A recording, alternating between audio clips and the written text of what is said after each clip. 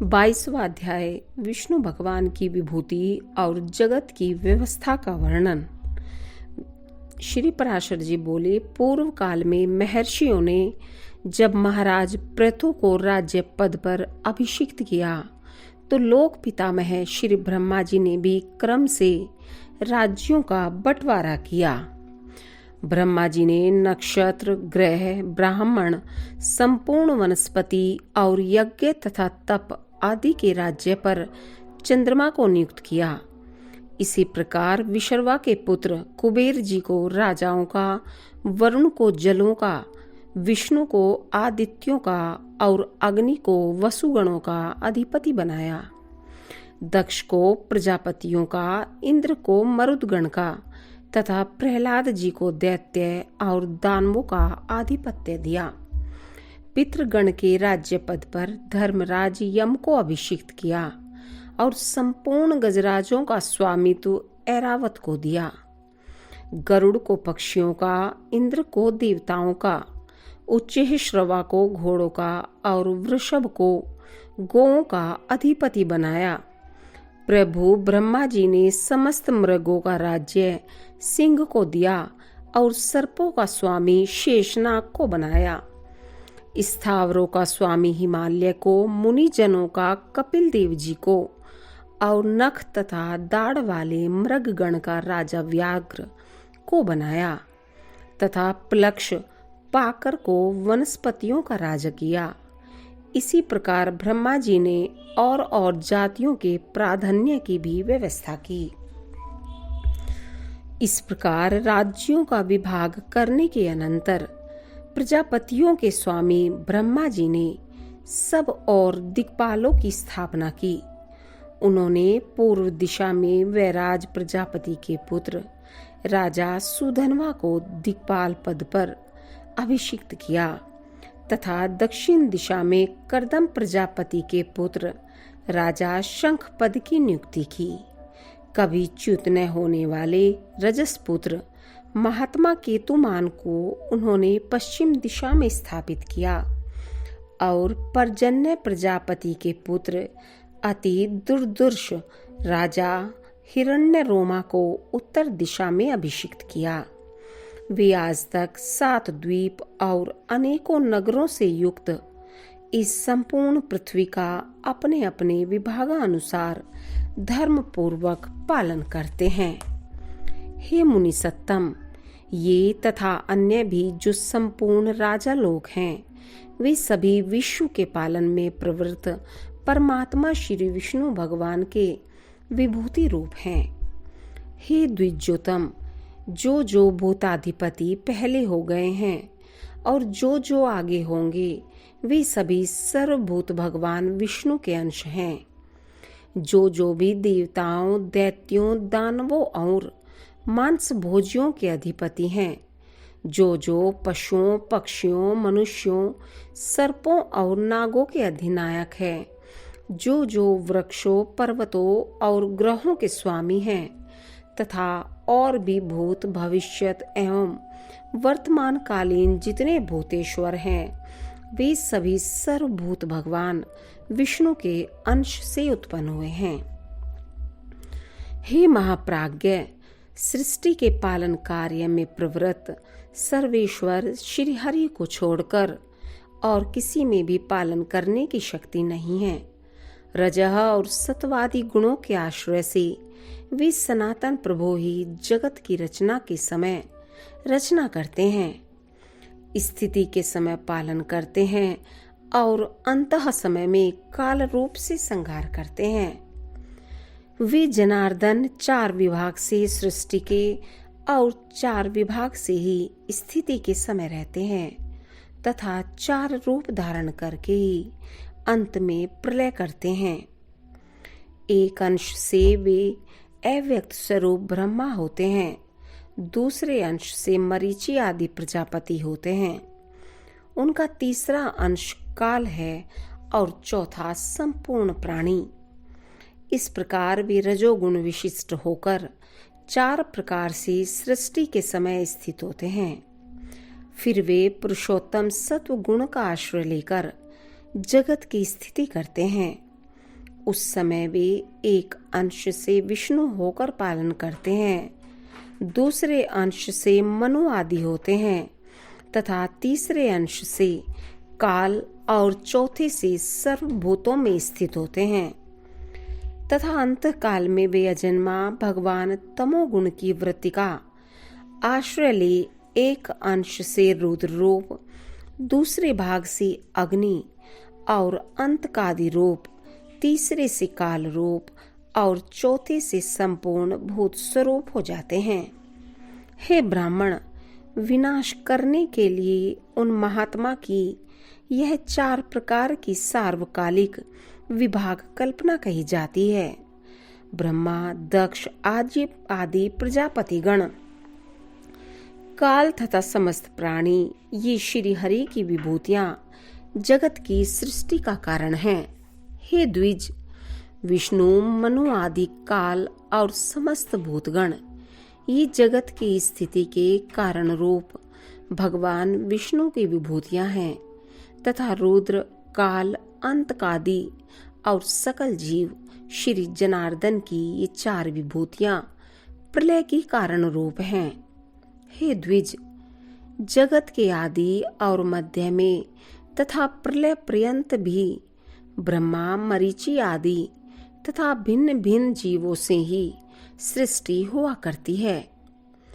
सृष्टि के आरंभ में पहले ब्रह्मा जी रचना करते हैं, फिर मरीचि आदि प्रजापतिगण और तदंतर समस्त जीव क्षण क्षण में संतान उत्पन्न करते हैं। हे द्विज, काल के बिना ब्रह्मा, प्रजापति एवं अन्य समस्त प्राणी भी सृष्टि रचना नहीं कर सकते। अतः भगवान काल रूप विष्णु ही सर्वदा सृष्टि के कारण हैं।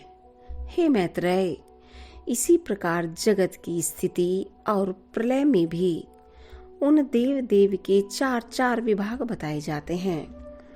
हे द्विज, जिस किसी जीव द्वारा जो कुछ भी रचना की जाती है उस उत्पन्न हुए जीव की उत्पत्ति में सर्वथा श्री हरि का शरीर ही कारण है।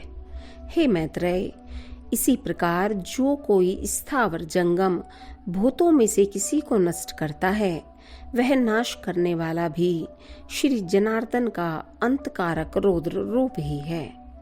इस प्रकार वे जनार्दन देव ही समस्त संसार के रचयिता, पालनकर्ता और संहारक हैं तथा वे ही स्वयं जगत रूप भी हैं। जगत की उत्पत्ति, स्थिति और अंत के समय वे इसी प्रकार तीनों गुणों की प्रेरणा से प्रवृत्त होते हैं, तथापि उनका परम पद महानिर्गुण है। परमात्मा का वह स्वरूप ज्ञानमय, व्यापक, स्वसंवेद्य और अनुपम है तथा वह भी 4 प्रकार का ही है। श्री मैत्री जी बोले, हे मुने, आपने जो भगवान का परम पद कहा वह 4 प्रकार का कैसे है, यह आप मुझसे विधि पूर्वक कहिए। श्री पराशर जी बोले, हे मैत्रेय, सब वस्तुओं का जो कारण होता है वही उनका साधन भी होता है, और जिस अपनी अभिमत वस्तु की सिद्धि की जाती है वही साध्य कहलाती है। मुक्ति की इच्छा वाले योगी जनों के लिए प्राणायाम आदि साधन है और परब्रह्मा ही साध्य है, जहाँ से फिर लौटना नहीं पड़ता। हे मुने, जो योगों की मुक्ति का कारण है वह साधनालंबन ज्ञान ही उस ब्रह्मभूत परम पद का प्रथम भेद है। कलेश बंधन से मुक्त होने के लिए योगाभ्यासी योगी का साध्य रूप जो ब्रह्मा है, हे महामुने, उसका ज्ञान ही आलंबन विज्ञान नामक दूसरा भेद है। इन दोनों साध्य साधनों का अभेद पूर्वक जो अद्वैत में ज्ञान है उसी को मैं तीसरा भेद कहता हूँ। और हे महामुने, उक्त तीनों प्रकार के ज्ञान की विशेषता का निराकरण करने पर अनुभव हुए आत्म स्वरूप के समान ज्ञान स्वरूप भगवान विष्णु का जो निर्व्यापार, अनिर्वचनीय, व्याप्ति मात्र, अनुपम आत्मबोध स्वरूप सत्ता मात्र, अलक्षण, शांत, अभय, शुद्ध, भावनातीत और आश्रयहीन रूप है। वह ब्रह्म नामक ज्ञान उसका चौथा भेद है। हे द्विज, जो योगी जन अन्य ज्ञानों का निरोध कर इस चौथे भेद में ही लीन हो जाते हैं, वे इस संसार क्षेत्र के भीतर बीजारोपण रूप कर्म करने में निर्बीज वासना रहित होते हैं। अर्थात वे लोक संग्रह के लिए कर्म करते भी रहते हैं, तो भी उन्हें उन कर्मों का कोई पाप पुण्य रूप फल प्राप्त नहीं होता। इस प्रकार का वह निर्मल, नित्य, व्यापक, अक्षय और समस्त हेय गुणों से रहित विष्णु नामक परम पद है। पुण्य पाप का क्षय और क्लेशों की निवृत्ति होने पर जो अत्यंत निर्मल हो जाता है, वही योगी उस पर ब्रह्मा का आश्रय लेता है, जहां से वह फिर नहीं लौटता। उस ब्रह्म के मूर्त और अमूर्त दो रूप हैं, जो क्षर और अक्षर रूप से समस्त प्राणियों में स्थित हैं। अक्षर ही वह पर ब्रह्मा है और अक्षर संपूर्ण जगत है। जिस प्रकार एक देशीय अग्नि का प्रकाश सर्वत्र फैला रहता है, उसी प्रकार यह संपूर्ण जगत पर ब्रह्मा की ही शक्ति है। हे मैत्रेय, अग्नि की निकटता और दूरता के भेद से जिस प्रकार उसके प्रकाश में भी अधिकता और न्यूनता का भेद रहता है, उसी प्रकार ब्रह्मा की शक्ति में भी तारतम्य है। हे ब्राह्मण, ब्रह्मा, विष्णु और शिव ब्रह्म की प्रधान शक्तियां हैं। उनसे न्यून देवगण हैं तथा उनके अनंतर दक्ष और प्रजापति गण हैं। उनसे भी न्यून मनुष्य, पशु, पक्षी, मृग और सरीसृप आदि हैं तथा उनसे भी न्यून वृक्ष, गुल्म और लता आदि हैं। अतः हे मुनिवर, आविर्भाव यानी उत्पन्न होना, तिरोभाव अर्थात छिप जाना, जन्म और नाश आदि विकल्प युक्त भी यह संपूर्ण जगत वास्तव में नित्य और अक्षय ही है। सर्वशक्तिमय विष्णु ही ब्रह्मा के परस्वरूप तथा मूर्त रूप हैं, जिनका योगी जन योगारंभ के पूर्व चिंतन करते हैं। हे मुने, जिनमें मन को सम्यक प्रकार से निरंतर एकाग्र करने वालों को आलंबन युक्त सबीज महायोग की प्राप्ति होती है। हे महाभाग, हे सर्व ब्रह्ममय श्री विष्णु भगवान समेत पराशक्तियों में प्रधान और ब्रह्मा के अत्यंत निकटवर्ती मूर्त ब्रह्म स्वरूप हैं। हे मुने, उन्हीं में यह संपूर्ण जगत ओतप्रोत है, उन्हीं से उत्पन्न हुआ है, उन्हीं में स्थित है और स्वयं वे ही समस्त जगत हैं। क्षराक्षर में ईश्वर विष्णु ही इस पुरुष प्रकृति में संपूर्ण जगत को अपने आभूषण और आयुध रूप से धारण करते हैं। श्री मैत्रेय जी बोले, भगवान विष्णु इस संसार को भूषण और आयुध रूप से किस प्रकार धारण करते हैं, यह आप मुझसे कहिए। श्री पराशर जी बोले, हे मुने, जगत का पालन करने वाले अपरमेय श्री विष्णु भगवान को नमस्कार कर अब मैं जिस प्रकार वशिष्ठ जी ने मुझसे कहा था वह तुम्हें सुनाता हूँ। इस जगत के निर्लेप तथा निर्गुण और निर्मल आत्मा को अर्थात शुद्ध क्षेत्रज्ञ स्वरूप को श्री हरि कौस्तुभ मणि रूप से धारण करते हैं। श्री अनंत ने प्रधान को श्री वत्स रूप से आश्रय दिया है और बुद्धि श्री माधव की गदा रूप से स्थित है। भूतों के कारण तामस अहंकार और इंद्रियों के कारण राजस अहंकार, इन दोनों को वे शंख और शार्ंग धनुष रूप से धारण करते हैं। अपने वेग से पवन को भी पराजित करने वाला अत्यंत चंचल सात्विक अहंकार रूप मन श्री विष्णु भगवान के कर कमलों में स्थित चक्र का रूप धारण करता है। हे द्विज, भगवान गदाधर की जो मुक्ता, माणिक्य, मरकत, इंद्रनील और हीरकमयी पंचरूपा वैजयंती माला है, वह पंच तन मात्राओं और पंचभूतों का ही संघात है। जो ज्ञान और कर्ममयी इंद्रियां हैं, उन सब को श्री जनार्दन भगवान बाण रूप से धारण करते हैं। भगवान अच्युत जो अत्यंत निर्मल खड्ग धारण करते हैं, वह विद्यामयी कोश से आच्छादित विद्यामय ज्ञान ही है। हे मैत्रेय, इस प्रकार पुरुष प्रधान बुद्धि, अहंकार, पंचभूत, मन, इंद्रियां तथा विद्या और अविद्या सभी श्री हरिकेश में आश्रित हैं। श्री हरि रूप रहित होकर भी मायामय रूप से प्राणियों के कल्याण के लिए इन सब को अस्त्र और भूषण रूप से धारण करते हैं। इस प्रकार वे कमल नयन परमेश्वर, सविकार प्रधान पुरुष तथा संपूर्ण जगत को धारण करते हैं। जो कुछ भी विद्या, अविद्या, सत, असत तथा अव्यय रूप है, हे मैत्रेय, वह सब सर्वभूतेश्वर श्री मधुसूदन में ही स्थित हैं। कला, काष्ठा, निमेष, दिन, ऋतु, अयन और वर्ष रूप से वे काल स्वरूप निष्पाप अव्यय श्री हरि ही विराजमान हैं। हे मुनिश्रेष्ठ, भूरलोक, भूरलोक और स्वर्गलोक तथा मह, जन, तप और सत्य आदि सातों लोक भी सर्वव्यापक भगवान ही हैं। सभी पूर्वजों के पूर्वज तथा समस्त विद्याओं के आधार श्री हरि ही स्वयं लोकमय रूप से स्थित हैं। निराकार और सर्वेश्वर श्री अनंत ही भूत स्वरूप होकर देव, मनुष्य और पशु आदि नाना रूपों से स्थित हैं।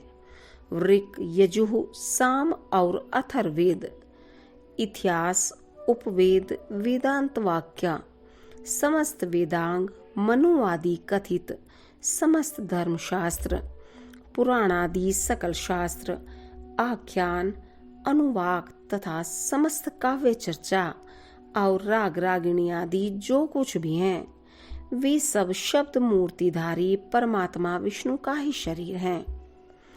इस लोक में अथवा कहीं और भी जितने मूर्त अमूर्त पदार्थ हैं, वे सब उन्हीं का शरीर हैं।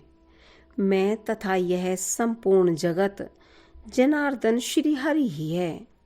उनसे भिन्न और कुछ भी कार्य कारण आदि नहीं है। जिसके चित्त में ऐसी भावना है, उसे फिर देहजन्य राग, द्वेष आदि द्वंद्व रूप रोग की प्राप्ति नहीं होती। हे द्विज, इस प्रकार तुमसे इस पुराण के पहले अंश का यथावत वर्णन किया। इसका श्रवण करने से मनुष्य समस्त पापों से मुक्त हो जाता है। हे मैत्रेय, 12 वर्ष तक कार्तिक मास में पुष्कर क्षेत्र में स्नान करने से जो फल प्राप्त होता है, वह सब मनुष्य को इसके श्रवण मात्र से ही मिल जाता है। हे मुने, देव, ऋषि, गंधर्व, पितृ और यक्ष आदि की उत्पत्ति का श्रवण करने वाले पुरुष को वे देवादि वरदायक हो जाते हैं। इति श्री विष्णु पुराणे प्रथमे अंशे 22 अध्याय। इति श्री पराशर मुनि विरचिते श्री विष्णु परत्व निर्णायके श्रीमती विष्णु महापुराणे प्रथमो अंशः समाप्त।